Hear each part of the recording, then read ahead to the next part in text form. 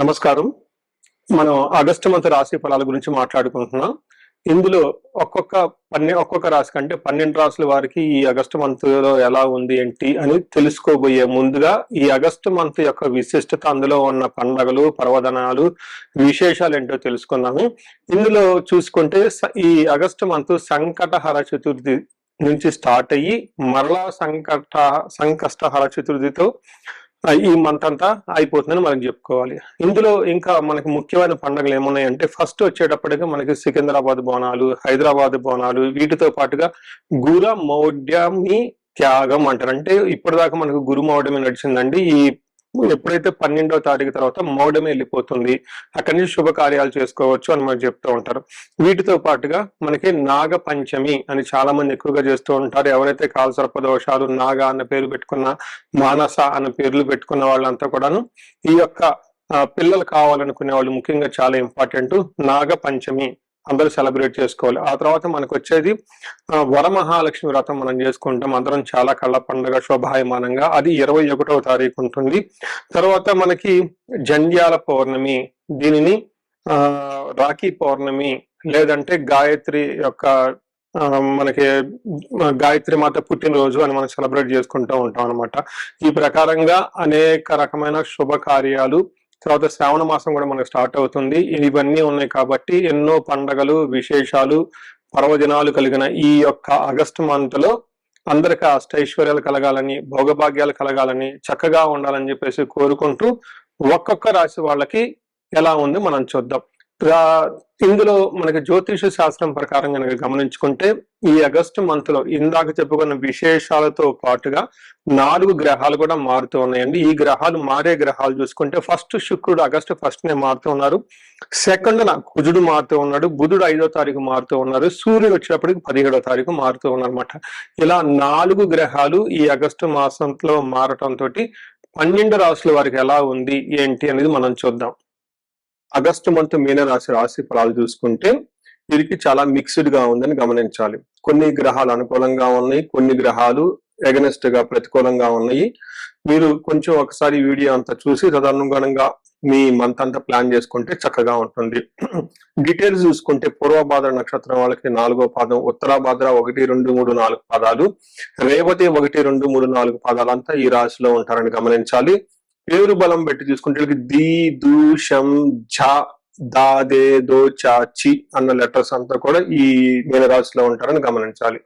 మనకి ముందుగా చెప్పుకున్న ప్రకారంగా 4 గ్రహాల యొక్క మార్పు వల్ల వీరికి సంస్కృతంలో చిన్న చిన్న మాటలతో చాలా సింపుల్ గా చెప్పడం జరుగుతుంది. అదేంటో మనం చూద్దాం. వీరికి సూర్యుని వల్ల శత్రు నాశాంత, అంటే శత్రువులతో వీళ్ళకి ఎదురు పడితే శత్రువులు అనే వాళ్ళు ఉండరు, వాళ్ళంతా వాళ్లే దూరంగా వెళ్ళిపోతారని గమనించాలి. రిపప్రయం, శత్రువులతో మీకు ఇంత ముందు ఏదన్నా విభేదాలున్నా, కోర్టు వ్యవహారాలున్నా, భార్యాభర్తల మధ్య డిస్ప్యూట్స్ ఉన్నా ఈ టైంలో చక్కగా కూర్చొని మాట్లాడితే అంత అనుకూలంగా ఉంటుందని గమనించాలి. భార్య సుతాది కలహం, కొంచెం భార్యతోటి పుత్రులతోటి గొడవలు అయ్యే అవకాశం ఎక్కువగా ఉంటుంది. యువత జన బాధ, అంటే భార్య ద్వారా కానీ లేదా లేడీస్ ద్వారా కొంచెం ఇబ్బందులు ఉంటుంది. జెంట్స్ కి అయితే, లేడీస్ అయితే జెంట్స్ ద్వారా ఇబ్బందులు ఉండే అవకాశం ఎక్కువగా ఉంటుందని గమనించాలి. సో చూశారు కదా, నీళ్ళు కొంచెం మిక్స్డ్ గా ఉంది ఈ రాశి వాళ్ళకి. ఒక విషయం చెప్తాను, 20-25 సంవత్సరంలో బాగా ఇబ్బంది పడిపోయిన రాశి ఏదైనా ఉంటే అది మీన రాశి. చాలా కాల్స్, ఫోన్ చేయటం, వాళ్ళకి హోమాలు చేయటం, ఇండివిజువల్ గా జాతకం చూడటం, 10 కాల్స్ వస్తే 2-3 కాల్స్ మీన రాశి నుంచే ఉండేవి. అందులోనూ ఈ ఎన్ఆర్ఎల్కి నేను చాలా మంది విశేషమైన పూజలు చేపించడం జరిగింది. ఈ శని ప్రభావం ఉండి ఈ రాశితో పాటు ఈ రాశి వాళ్ళు ఉన్న ఇంట్లో వేరే శని పీడితమైన రాశులు ఉంటే అది ధనుసు రాశి కానీ, రెండోది సింహరాశి కానీ, కుంభరాశి లేదా మేష రాశి, ఈ 4 రాశులు ఈ రాశి వాళ్ళ ఇంట్లో ఒకే ఇంట్లో ఉంటే ఇంకా ప్రాబ్లం అధికమయ్యే అవకాశం ఎక్కువగా ఉంటుంది. ఒక్కసారి ఇండివిజువల్ గా జాతకం చూపించుకొని తగు పరిహారాలు చేసుకుంటే వాటి తీవ్రత నుంచి చాలా వరకు బయటపడే అవకాశం ఎక్కువగా ఉంటుంది. ఇప్పుడు ఈ మంత్ చూసుకుంటే వాళ్ళకి మిక్స్డ్ గా ఉంది. 2 గ్రహాలు అనుకూలంగా, 2 గ్రహాలు ప్రతికూలంగా ఉన్నాయని గమనించుకోవాలి. ముఖ్యంగా 6వ స్థానంలో సూర్యుడు ఉండటం వల్ల చాలా పాజిటివ్ గా ఉంటుంది. ఇప్పుడు దాకా ఎవరికైతే జాబులు లేవో జాబులు వచ్చే అవకాశం ఎక్కువగా ఉంటుంది. ప్రమోషన్స్ గురించి ఎవరైతే వెయిట్ చేస్తున్నారో ప్రమోషన్స్ వచ్చే అవకాశం ఎక్కువగా ఉంటుంది. సరైన డైరెక్షన్ లాగా ఎక్కడైనా లాక్ అయిపోయాము అని అనుకుంటే ఈ టైంలో చాలా కొత్త ఆపర్చునిటీస్ వచ్చే అవకాశం ఎక్కువ ఉంటుంది. రీసెంట్ గా మారిన గురువు వల్ల ప్లస్ ఇప్పుడు సూర్యుడు అనుకూలంగా ఉండటం వల్ల ఒక మంచి పొజిషన్ లోకి అయితే ఖచ్చితంగా వచ్చే అవకాశం ఎక్కువ ఉంటుందని గమనించాలి. సో ఇందులో కుజుడు 4వ స్థానంలో ఉండి మిక్స్డ్ గా ఉంటుంది. ఒక యాంగిల్ ధన ప్రవాహం ఉన్నా కానీ మిగతా చోట్ల కొంచెం ఇబ్బంది పెట్టే విధంగా ఉంటుంది. 4వ స్థానంలో కుజుడు ఉండటం వల్ల కొంచెం ఇంటికి సంబంధించిన వ్యవహారాల్లో, తల్లికి సంబంధించిన వ్యవహారాల్లో కొంచెం ఇబ్బందులు ఉంటాయని గమనించాలి. వీటితో పాటుగా మనకి సంస్కృతంలో ఏం చెప్తారంటే భాగ్యహాని, భయం, క్రూరం, బంధు వైరం, ధనక్షయం, రోగ పీడాది సంతాపం, చతుర్దశకే స్థానకే కుజ అని మనకు సంస్కృతంలో శ్లోకం ఉంటుంది. దీని ప్రకారం చూసుకుంటే రావాల్సిన లక్కు లేదంటే కావాల్సిన పనులు టయానికి రాకుండా ఇబ్బందులు పడే అవకాశం ఎక్కువగా ఉంటుంది. భయప్రదంగా ఉంటుంది. క్రూర బుద్ధి కలిగి ఉంటారు. అంటే అవుట్ ఆఫ్ ది బాక్స్ ఏదో ఒకటి రూల్స్ బ్రేక్ చేసి వెళ్ళిపోదాం, కోపంగా ఉండటం అని కొంచెం ఎక్కువగా అగ్రెసివ్ నేచర్ తో ఉండే అవకాశం ఎక్కువగా ఉంటుంది. కానీ ధన ప్రవాహం బాగుంటుంది. శుక్రుడు మీరు గుర్చుకుంటే అగైన్ మిక్స్డ్ గా ఉంది. శుక్రుడు వల్ల కొన్ని విషయాల్లో బాగున్నా కొన్ని విషయాల్లో ఇబ్బంది పడే అవకాశం ఎక్కువగా ఉంటుంది. శుక్రుడు 7వ స్థానంలో ఉండటం వల్ల కోపస్తదహ భీతి సర్వదా క్లేశ జీవనం, స్త్రీ జాడ్యం, మేహ రోగాది, భృగో సప్తమిగే ఫలం అని మనకు సంస్కృతంలో చెప్తారు. దాని మీనింగ్ ఏంటంటే కష్టంగా జీవితం ఉంటుంది. కొంచెము లైక్ షుగర్, బీపీ లాంటివి వచ్చే అవకాశం ఎక్కువగా ఉంటుంది.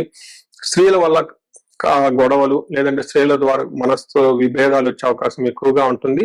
ఇన్ కేసు స్త్రీలు కనుక ఈ రాశి వాళ్ళు ఉంటే జెంట్స్ తో భేదాభిప్రాయాలు వచ్చే అవకాశం ఎక్కువగా ఉంటుంది.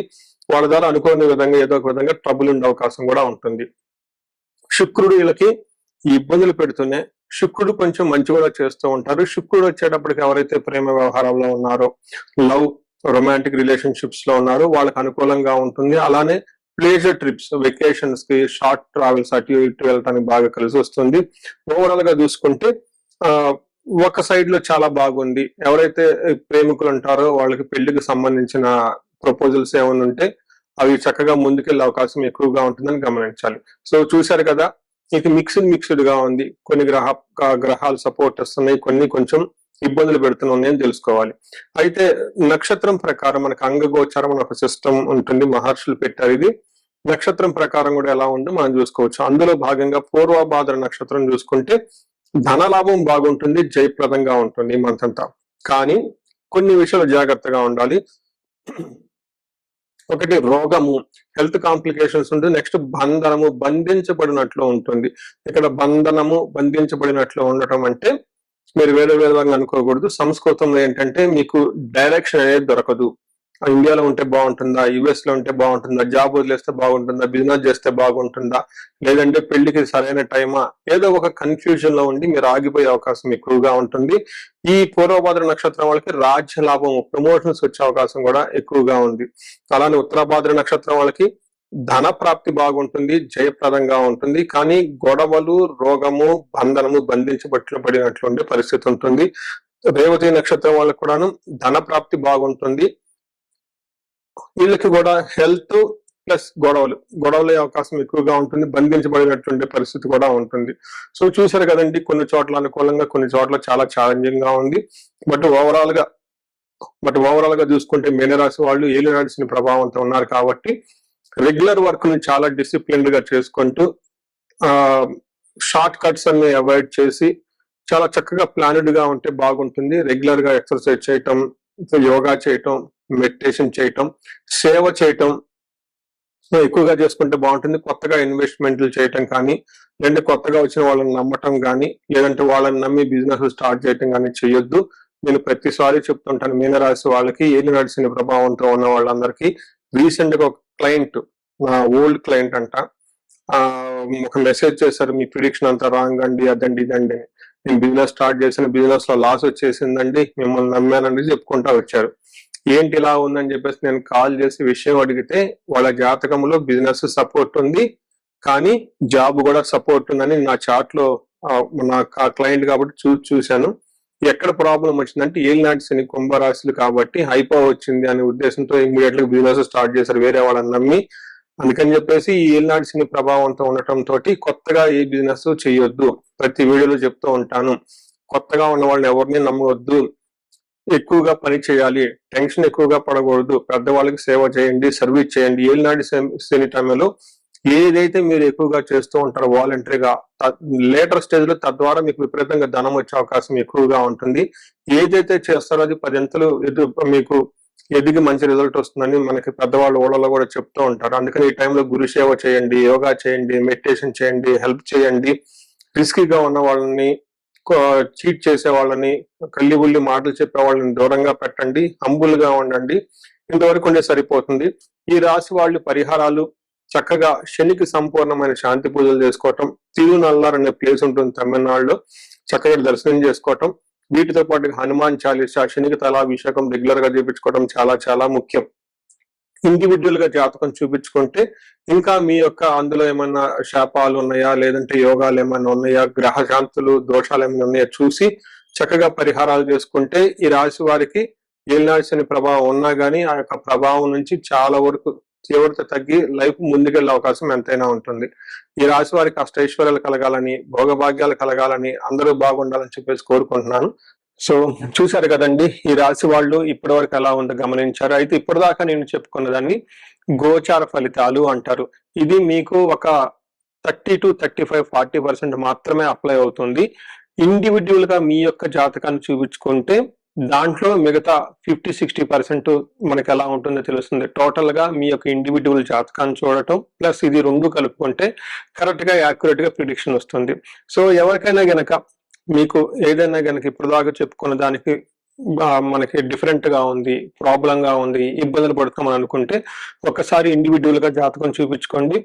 ఈ జనరల్ గా నేను ఒక రీసెర్చ్ చేస్తున్నాను, 40 years +or-5 అంటే ఎవరికైనా 35 to 45 ఈ ఏజ్ బ్రాకెట్ లో ఉండి మీకు సక్సెస్ఫుల్ గా ట్రాక్ రికార్డు ఉంది లైఫ్ లో, అంటే బాగా చక్కగా చదువుకున్నారు, చక్కగా మేనేజర్ లెవెల్ ఒక పొజిషన్ లో ఉన్నారు, ఈ వయసులో అగైన్ అరౌండ్ 40, 45, 50 ఇలా ఈ ఏజ్ లో గనక ఉండి మీకు సడన్ గా లైఫ్ లో గ్యాప్ వచ్చిందంటే, అంటే ఒకవేళ జాబ్ పైన అన్ఎక్స్పెక్టెడ్ గా, లేదంటే బిజినెస్ లో విపరీతమైన లాసులు వచ్చినా, లేదంటే వేరే వేరే కారణాల వల్ల లైఫ్ లో మీరు ఆగిపోయినట్లు గనక ఫీలింగ్ వస్తే ఇండివిజువల్ గా మీ జాతకం చూపించుకోవడం చాలా ఇంపార్టెంట్. ఈ వయసులో జనరల్ గా శాపాలు అని ఉంటాయి, మాతృశాపం, పితృశాపం, గురు శాపం, సర్పశాపం, ఇలా ఏమైనా శాపాలు యాక్టివేట్ అయి ఉన్నాయా అవేంటో తెలుసుకొని వాటికి సంబంధించిన పరిహారాలు చేసుకోవాలి. అంతేకాకుండా మీకు ఇండివిజువల్ గా నడుస్తున్న దశాభుక్తి అని ఉంటుంది. ఈ దశాభుక్తి యొక్క గ్రహాలు, అవి గ్రహ దోషాలు ఏమైనా ఉన్నాయో తెలుసుకోవడం కూడా చాలా ఇంపార్టెంట్. సో ఈ ఏజ్ బ్రాకెట్ లో ఎవరైతే ఉన్నారో 40 +or-5 years కెరియర్ లో స్లో అనుకున్న వాళ్ళు ఇండివిజువల్ జాతకం చూపించుకొని ఇలా టోటల్ హారోస్కోప్ ని స్కాన్ చేయించుకొని అందులో శాపాలు ఏమైనా ఉన్నాయా, గ్రహ దోషాలు ఏమైనా ఉన్నాయా, అవి సంబంధించిన బ్లాకేజెస్ ఉంటే అవి పరిహారాలు చేసుకోవటం వల్ల తొలగించుకుంటే లైఫ్ అనేది చాలా స్మూత్ గా వెళ్తుంది, ముందుకెళ్తుందని మీరు తెలుసుకోవాలి. సో ఇంకా కొంతమందికి ఏమైనా గనక సమస్యలు ఉంటే సమస్యకు సంబంధించి కూడా పరిష్కారాలు మనం చూసుకోవచ్చు. ఎవరికైతే ధనానికి బాగా ఇబ్బంది పడిపోతున్నారో స్వర్ణలక్ష్మి విశేష హోమం చేయించుకోవటం, కుబేర పాశుపతం చేయించుకోవటం చాలా ఇంపార్టెంట్.